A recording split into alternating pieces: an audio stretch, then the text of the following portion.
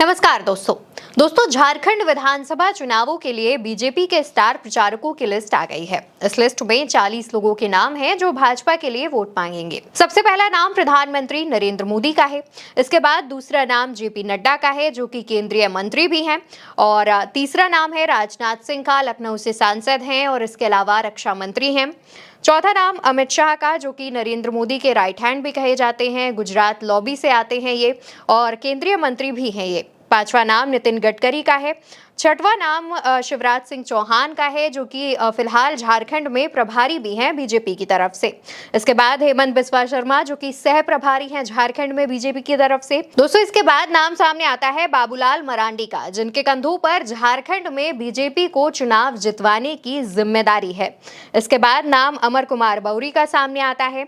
फिर नाम आता है लक्ष्मीकांत वाजपेयी का। दोस्तों लक्ष्मीकांत वाजपेयी वो नाम है जो कि बीजेपी के लिए एक बड़ा ब्राह्मण चेहरा है। इन्होंने करीब 4 बार उत्तर प्रदेश के विधानसभा सदस्य के रूप में कार्य भी किया है। इसके बाद रविंद्र कुमार राय का नाम सामने आता है जो कि झारखंड में भाजपा के अध्यक्ष रह चुके हैं। बाबूलाल मरांडी ने जब बीजेपी छोड़ी थी उस दौरान इन्होंने भी भाजपा छोड़ दी थी, लेकिन बाद में वो फिर से पार्टी में लौट आए थे। फिलहाल आपको बता दें कि रविंद्र कुमार राय जो हैं वो कोडरमा से भाजपा के सांसद भी रह चुके हैं।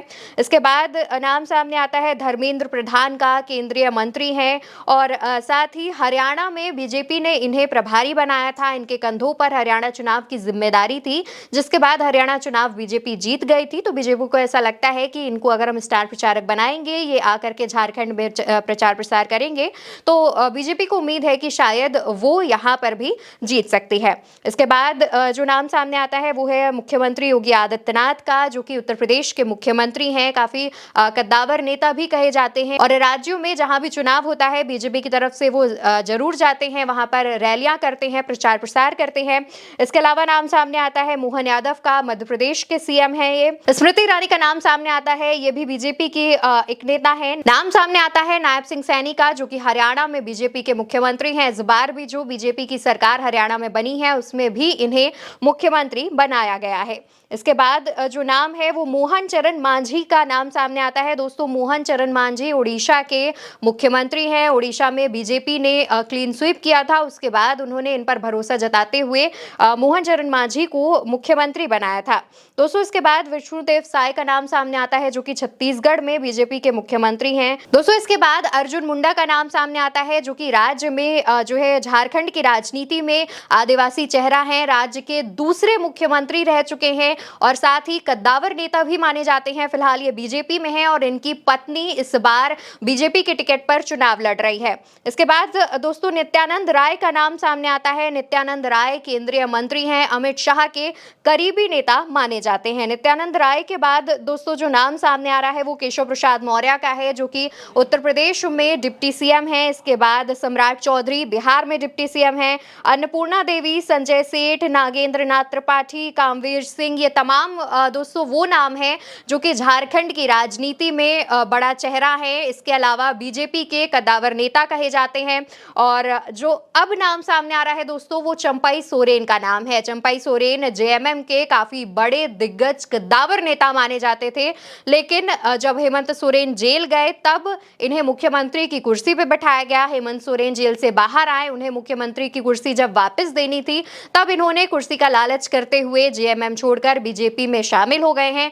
फिलहाल बीजेपी ने इन्हें और इनके बेटे को टिकट दी है और इस बार बीजेपी के टिकट पर ये चुनाव लड़ रहे हैं। कहा जाता है कि झारखंड में इनकी काफी अच्छी पकड़ मानी जाती है। इस बार बीजेपी के टिकट से चुनाव लड़ रहे हैं तो इनके लिए भी एक अग्नि परीक्षा जैसा माहौल है, क्योंकि ये देखना होगा कि झारखंड में अभी भी इनकी उतनी ही पकड़ है जितनी जब ये जेएमएम में थे तब थी।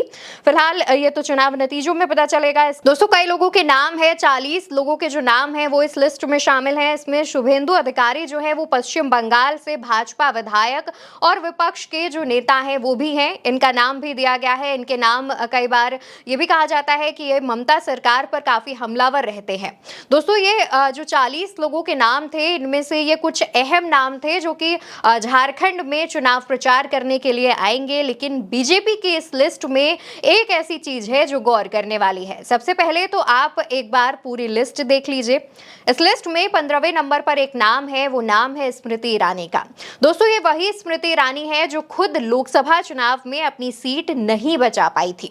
इसके बाद इनको मोदी जी के मंत्रिपरिषद में फिर कोई जगह नहीं दी गई और फिर ये कुछ दिनों के लिए साइलेंट मोड में चली गई, या फिर ये कह लीजिए कि कुछ दिनों के लिए अंडरग्राउंड हो गई। इनकी तरफ से कोई बयान सामने नहीं आया और ये मीडिया में ज्यादा देखी नहीं जा रही थी। फिर खबर सामने आई कि ये राजनीति छोड़कर दोबारा से अपने जो काम जिससे इन्होंने शुरुआत की थी, यानी सीरियल में जब ये काम करती थी, उस काम की तरफ वापस लौट रही हैं। लेकिन अब अचानक से झारखंड के स्टार प्रचारकों की लिस्ट में इनका नाम सामने आ गया है। दोस्तों, ये वही स्मृति ईरानी है जो लोकसभा चुनाव में बड़ी बड़ी बातें करती थी, विपक्ष को और खास तौर पर कांग्रेस नेता राहुल गांधी को खूब बुरा भला कहती थी। लेकिन जनता ने इन्हें वोट से करारा जवाब दे दिया। इन्हें अमेठी सीट जीतने का इतना घमंड था कि जब दोबारा लोकसभा चुनाव 2024 में कराए गए तो इनके घमंड का जो करारा जवाब है वो जनता ने वोट की चोट से दिया। अब ये तो एक बात हो गई, लेकिन ये जो लिस्ट आई है वो पहले चरण में जो चुनाव प्रचार करने नेता झारखंड पहुंचेंगे उनकी लिस्ट है। आप इससे ही बीजेपी के कॉन्फिडेंस का अंदाजा बखूबी लगा सकते हैं, क्योंकि बीजेपी जानती है कि उसने झारखंड में जो परिवारवाद किया है उससे उसका नुकसान होगा, क्योंकि बागी नेता भी उसके लिए एक बड़ी टेंशन है, एक बड़ी मुश्किल है। इसके अलावा हेमंत सोरेन की वजह से तो बीजेपी पहले से ही टेंशन में थी। उसकी टेंशन में आग में घी डालने का काम जो किया है, यानी कि बीजेपी की टेंशन बढ़ाने का जो काम किया है वो हेमंत सोरेन की पत्नी कल्पना सोरेन ने किया है। इस बार कल्पना सोरेन भी मैदान में है, उपचुनाव जीतकर विधायक बनी थी और अब जब से हेमंत सोरेन जेल गए हैं तब से बीजेपी के गले का फांस बनी हुई है, क्योंकि कल्पना सोरेन लोगों के बीच जा जाकर हेमंत सोरेन को जेल भेजने का हिसाब मांग रही हैं, लोगों से इंसाफ मांग रही हैं। कल्पना के भाषणों ने बीजेपी की नींद हराम कर रखी है, बीजेपी को पूरी तरीके से परेशान कर रखा है, क्योंकि बीजेपी के पास कोई बड़ा महिला आदिवासी चेहरा नहीं है। उस पर भी उसके परिवारवाद की वजह से बीजेपी की जो एक बड़ी दिग्गज नेता लुइस मरांडी थी, उन्होंने भी बीजेपी का साथ छोड़ दिया है। वो जेएमएम में शामिल हो चुकी हैं और अब इस डैमेज को कंट्रोल करने के लिए बीजेपी ने एक साथ 40 लोगों की फौज सिर्फ पहले चरण के चुनाव में उतार दी है।